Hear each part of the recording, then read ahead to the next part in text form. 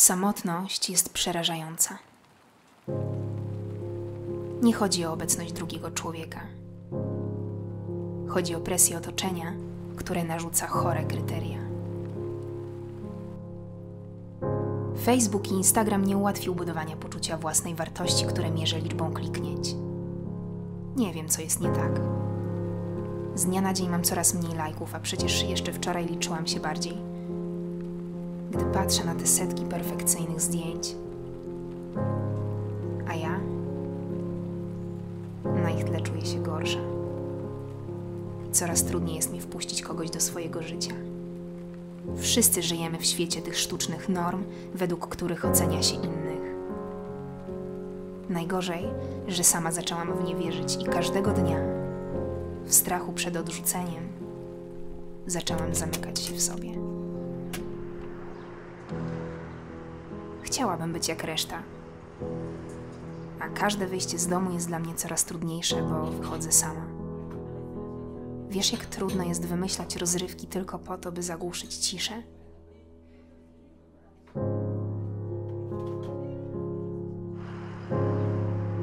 Kolejny wieczór spędzam z psem. O życiu moich nowych znajomych, youtuberów, celebrytów czy aktorów z seriali wiem więcej niż o tym, co słychać u rodziny czy sąsiadów. Media są wyjściem dla pustki, której nie mam czym albo raczej nie mam kim zastąpić. Dzwonię do pana z indywidualnie przygotowaną ofertą dla pańskiej firmy. Czy mam przyjemność z panem Januszem? Tak naprawdę nie mam przyjemności. Przyjemność jest wtedy, kiedy chcesz, a nie wtedy, kiedy musisz i kiedy ci za to płacą. Wiesz, że statystycznie dziennie mam kontakt z ponad 40 takimi Januszami w tym kraju? Mam osobny boks, swój monitor, własny telefon i własne krzesło. Pracuję w wydzielonej metrowej norze, w której klientem nie jest żywy człowiek, ale jego głos albo numer na umowie.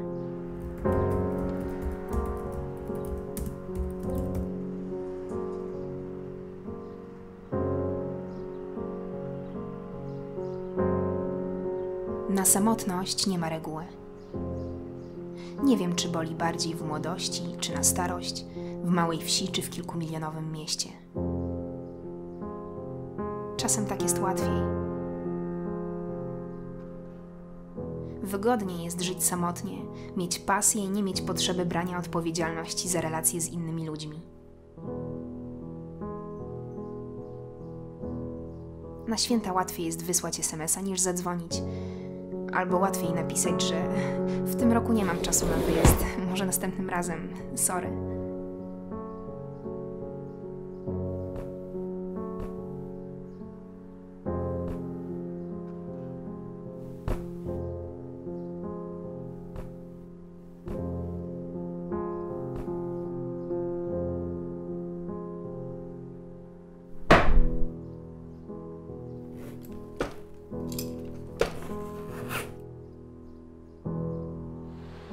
Kiedy wracam do domu, w oknach nie pali się światło.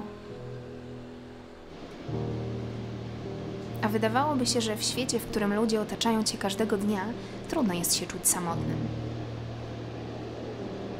Bo niby mam rodzinę, pracę, chłopaka, przyjaciół. Tylko że wszyscy są rozproszeni po Polsce, jeśli nie po świecie. Wszyscy pilnują swoich spraw.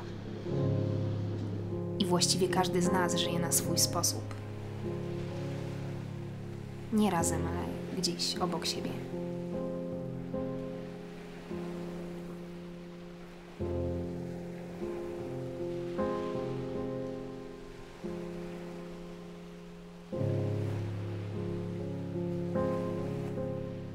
Z czasem wyjście do ludzi staje się dla mnie prawdziwym dramatem. Poczucie wartości i wiara w siebie są tak niskie, że coraz trudniej jest mi nawiązać jakąkolwiek nową relację. Uwierzyłam w internet, uwierzyłam w to, że wypełni lukę i zastąpi bliskość z innymi. To mit. Nic nie jest w stanie zastąpić drugiego człowieka. Znajomi, których mam, Na fejsie 700, na Instagramie 460, na naszej klasie chyba ponad 200. Wszyscy wrzucają zdjęcia z koncertów, spotkań, imprez, knajp, restauracji. Też podglądasz, co słychać u dawnych znajomych? Albo u twojej byłej? Wszyscy są zadowoleni, a u ciebie? U ciebie nie dzieje się kompletnie nic. Nie ma takich miejsc w okolicy, których byś nie widział, a ścieżki spacerowe wydeptałeś do granic możliwości. Kiedy studiujesz, każdy ma powód, żeby się spotkać, a przy sesji to już w ogóle. A po studiach? Po studiach każdy zaczyna żyć własnym życiem. Powody do telefonu się kończą. Wreszcie milknie. I nie dzwoni już nikt.